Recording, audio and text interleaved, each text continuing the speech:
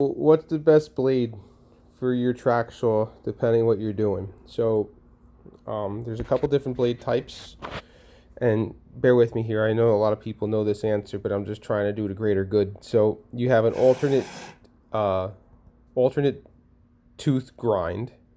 You have a triple chip grind, which is you have. It explains it here. See, there's a it's there's the one tooth is higher, and then you have a raker behind it. You can kind of see. Come on, focus, focus. There you go. There you can see. This one's a triple chip, right? That's the raker. Some blades, I don't think with the Festool, but on other industrial saws, you would have a triple chip, an alternate raker, an alternate triple chip, yeah, and so forth. And then the raker's a flatter, is just taking the material away. The reason the triple chip works a little better for mostly like Corian pre-laminated material, melamine, because you don't have the alternate grind doing most of the work, right? The alternate grind, it's going either direction, 1 2 1 2, right? So when this works great when it's sharp, but there's not a lot of material to cut through, that it quickly dulls, and when that dulls, it's going to look like this. Here it is. Here it is. So I just cut some. This is some Tafisa melamine. So that was, I wrote ATB. That's the one side, right? See, and then this was that was the bottom. So this was the bottom, and this was the top. So I'm having a problem focusing with this thing, but it's chipped, right? There's a lot of chips in here. There's a lot of imperfections. So not really the best for melamine, or if you're going to cut like a Formica top or something, probably not a good idea. This works a lot better for that.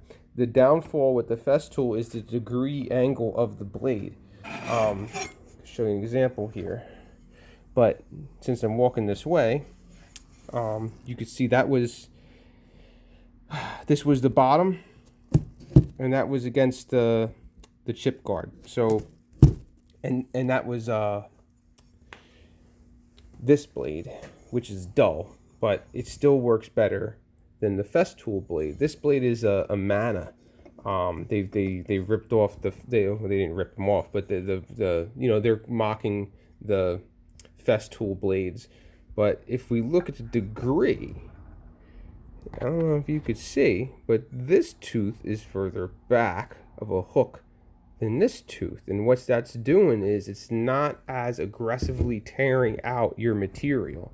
So as long as you go slow enough and consistent speeds, and these are tight against your track so the saw doesn't walk on the track, it's going to cut relatively well. That being said, it's still not as aggressive. It's not going to cut as fast as an alternate. But again, depends what you're doing. If you're cutting some unfinished birch, probably not a big deal using an alternate. So I change out the blades a lot sooner than later, depending on what you're doing. Also works good with this, I got to tell you. If you do this, and if you're cutting a lot of the same material, you're breaking down a lot of sheets, like when we have on our beam saw, you would stack 3 sheets on top of each other, and the whole saw cuts through it. And what that does is it keeps everything from chipping. So when you cut like 2 sheets or 3 sheets thick, both sides of this material would look like this. It would look like you CNC'd it, and that's the way you do it. And you can do it with this. It's just that you got to clamp it, take a little time, but you can't do it without this suction cup, got to tell you.